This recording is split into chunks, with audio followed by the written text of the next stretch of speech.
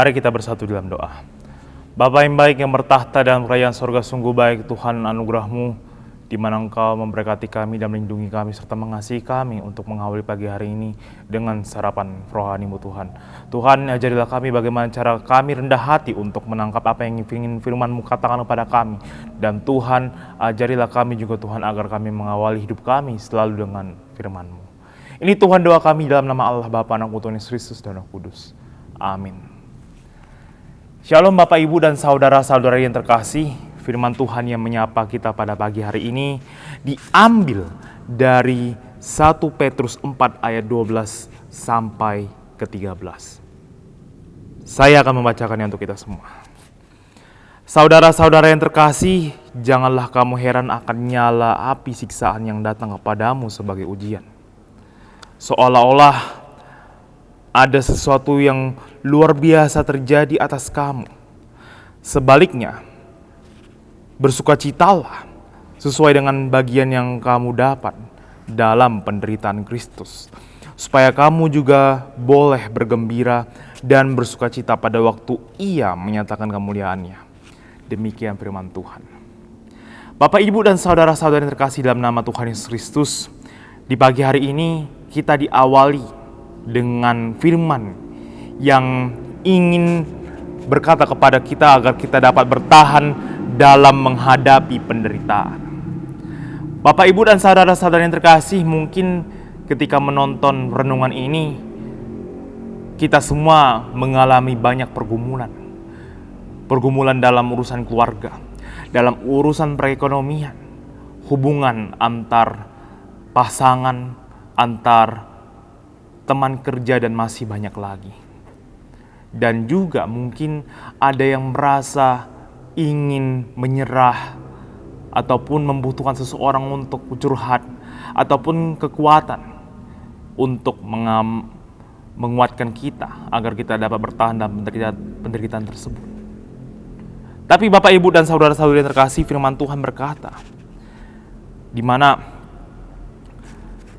sejujurnya ketika kita menjadi orang Kristen, ketika kita menjadi orang yang mengikuti Tuhan Yesus, sesungguhnya penderitaan juga tetap akan ada di dalam hidup kita. Mengikuti Tuhan Yesus bukan menjadi jaminan bahwa kita tidak akan jauh daripada kata pencobaan ataupun penderitaan.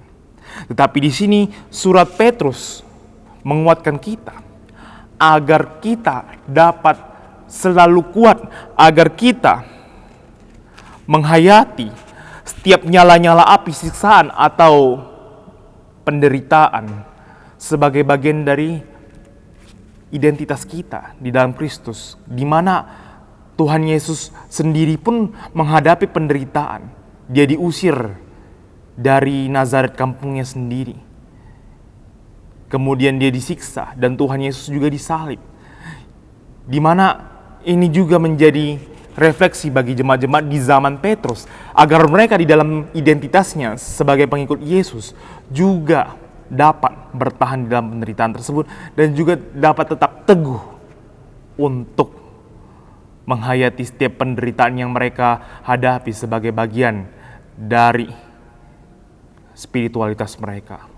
Oleh karena itu Bapak, Ibu, dan saudara-saudari terkasih, demikian juga dengan kita sebagai penikmat firman Tuhan di zaman sekarang, di mana kita menghadapi berbagai penderitaan, di mana kita menghadapi berbagai pencobaan, dan mungkin penderitaan itu pun belum selesai.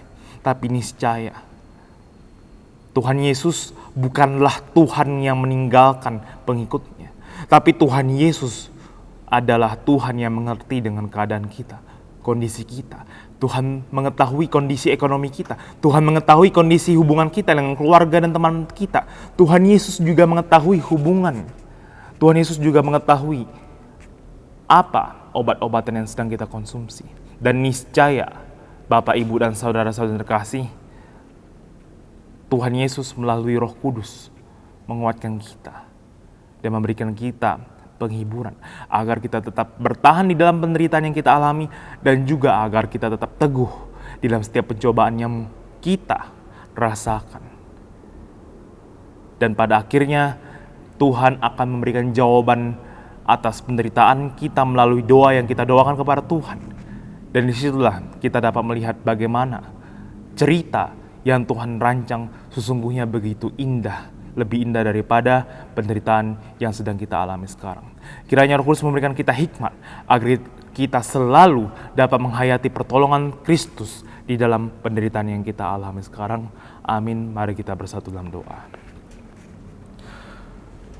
Bapa yang baik yang bertahta dalam kerajaan surga, terima kasih Tuhan, anugerah-Mu sungguh baik, di mana firman-Mu memberikan kami penghayatan agar kami dapat selalu bertahan dalam penderitaan, dan juga Tuhan dapat menghayati bahwa pertolongan-Mu sungguh begitu nyata di dalam setiap apa yang kami rasakan Tuhan.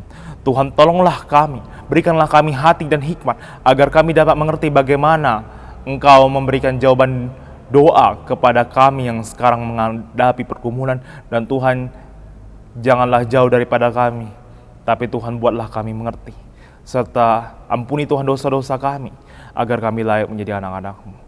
Ini Tuhan doa kami, dalam nama Allah Bapa dan Putra Yesus Kristus dan Roh Kudus kami berdoa dan mengucap syukur kepada-Mu. Amin. Shalom dan selamat pagi.